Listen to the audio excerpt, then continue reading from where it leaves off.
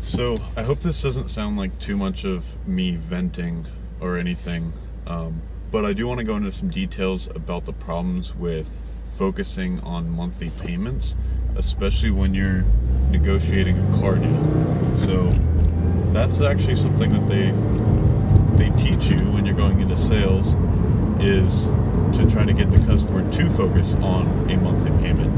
And the reason being is that kind of obstructs a lot of the focus on price. Because if someone's only price oriented, then that's what you're negotiating on. You're negotiating on just the price of the car. So the problem with focusing on that, of course, is you might not know that you're getting a good deal, because they might have started you out in the negotiation process with a higher interest rate or a shorter term or something that makes the payment higher than what you actually could get at the same price, if that makes sense. So they might be able to just go to a longer term and give you the monthly payment that you ask for without actually having to take any money off the price.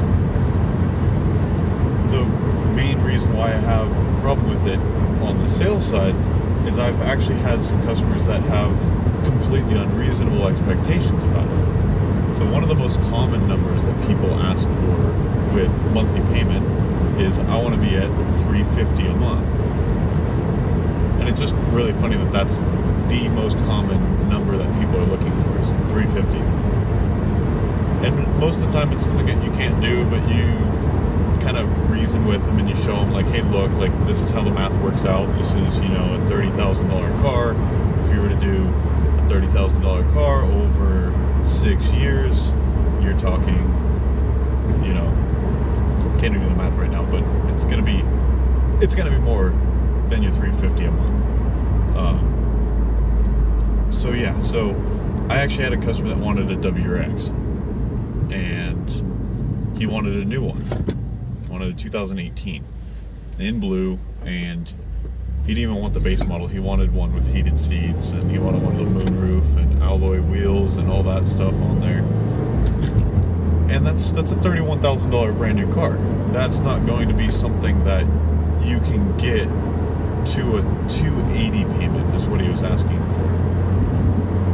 And so I sit down and I show him. I go, look, if you want to be at $280 with your credit score, all this other stuff, you're actually going to need to find a car for about $15,000 or $16,000. That's going to be about the max. Do you have cash down? Do you have a cosigner? Are you willing to go a couple model years older? Stuff like that. And I wasn't trying to be rude. I wasn't trying to, make him feel like he wasn't smart. But I just had to show him that the math just doesn't work out. And a lot of people will see that and they'll go, oh yeah, that makes sense. Like, that's why this costs that. And this guy still didn't quite understand, and still hits me up every now and then and goes, well, if you have a 2018 or a 2017 in stock, then you get me to $350 a month, or not $350, sorry, $280 a month, just let me know. And I'm polite about it. I go, like I mentioned, I'm not going to be able to get you there on that type of car, but if I have anything that is in that type of price range, I'll let you know.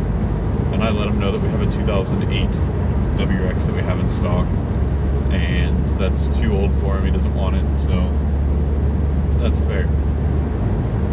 But a lot of tactics that dealerships will use is to move you towards that focus, to kind of obstruct the fact that you are going to not get as much discount on the car.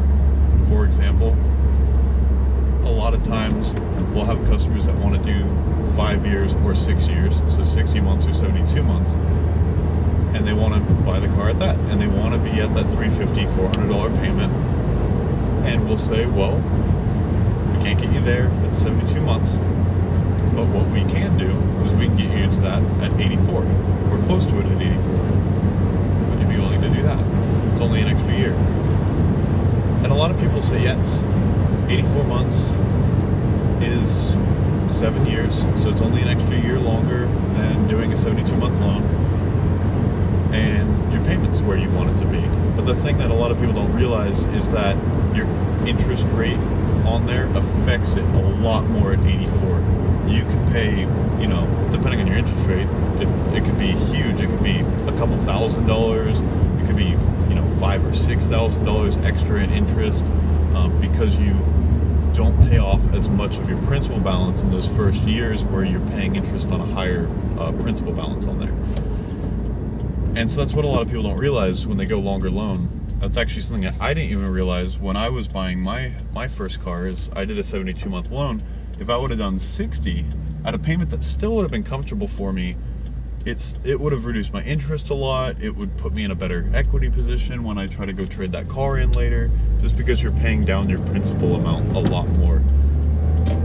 So this isn't going to be a rule that everyone can follow, or something that I think that everyone needs to follow, because you can make your own financial decisions all you want. But if you can't afford the car at 48 or 60 months, it's probably not a car that you should be looking at. And really the best way to figure out if it's a car that you can afford is just go look at the MSRP, add 10% on top of that, and divide it by 60 or 48. And that will give you a number, and you can see if that's a reasonable number, something that you can afford. And then from there, you can see what type of expectations you have as far as discount, what you think the interest rate might be, and from there you can kind of decide where you want to tell the guy what type of monthly payment you're looking for. Because if you go in and you already have done your research on what your monthly payment should be, then you can actually use your monthly payment as a negotiation tool, as opposed to sitting there and just having this idea of what a good payment might be. And that's just like a little 2-cent piece of advice that I'd have. It's not going to work for everyone, and it's not going to be the best advice necessarily, but it's something that will definitely help some people out. So thank you.